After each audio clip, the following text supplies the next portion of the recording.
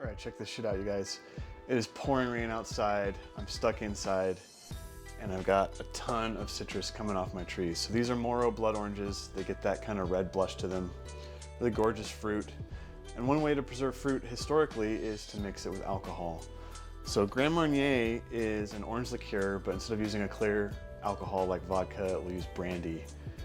And it's really good if you've never put it, like triple sec, I think is a generic version of Grand Marnier.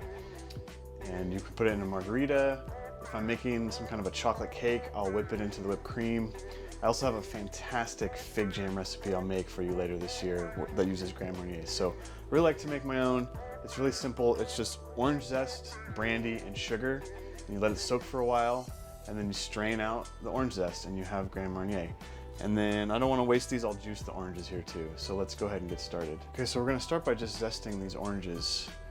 And all you really need here is a vegetable peeler and a light touch. I'm just gonna take a nice slice like that. I'm trying to minimize the amount of white pith I get. You can see there I have some. I'm not gonna fuss.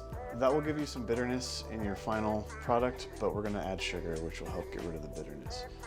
So as light as I can, I'm gonna just come and peel these 12 oranges.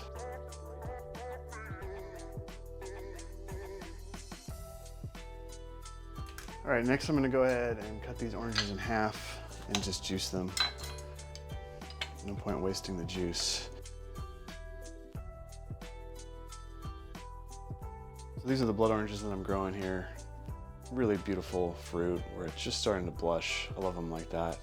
The skin starts to turn a little red on the outside. And then I think everybody knows about these juicers, but if not, I'll put a link in the description.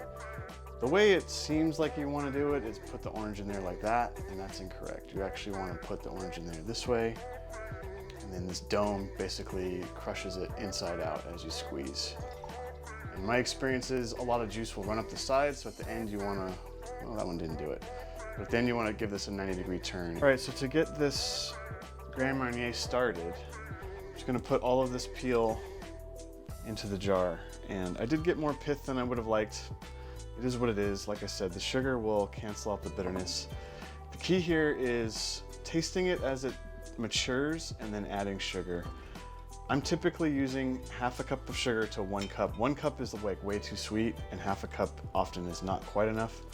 So I always start with half a cup. It takes a while for it to dissolve, so I just let it dissolve while the orange peel is macerating. So there's my half a cup. Spilled a little bit. And then here's the satisfying part. We're just gonna pour the brandy right into there.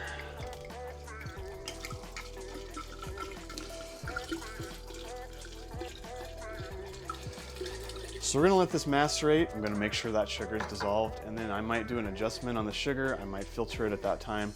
But really you're just going by taste. Do you want it bitter? Do you want it more orange? Do you want it more sweet? There's no rules here.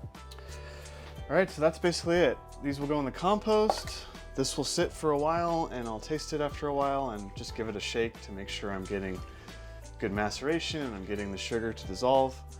It looks pretty small in this 1.5 gallon jar. I picked these up at Ace Hardware. You can also buy them on Amazon. I'll put a link to these too. These 1/2 gallon mason jars are great. And then I didn't get as much juice as I thought I would. I was a little bit over optimistic with my jar here, but that's okay. We'll give this a little taste. It's often quite tart. Oh, actually it's tart, but it's really nice. We've had nice cool weather, so these are maturing the way I really hope they will. Okay, so it's been about 2 weeks on this, and I just want to give it a try. I feel like it's going to be ready. I said in the past I've gone 4 weeks, and it gets a lot of bitterness out of that pith, and I have to add more sugar. Oh yeah. That's really lovely.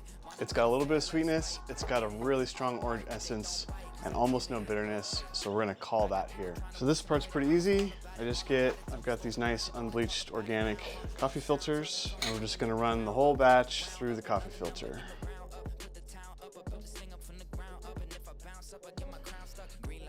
Okay, that's it. Just filter it and it's done. And as always label everything, ALE. I think we also better do a little quality control on this. Okay, cheers to all you guys out there watching. I wonder if any of you know the cultural significance of this cup, which had a profound impact on my life. If you do, let me know in the comments. So lovely. Thanks for watching, and I'll catch you on the next one.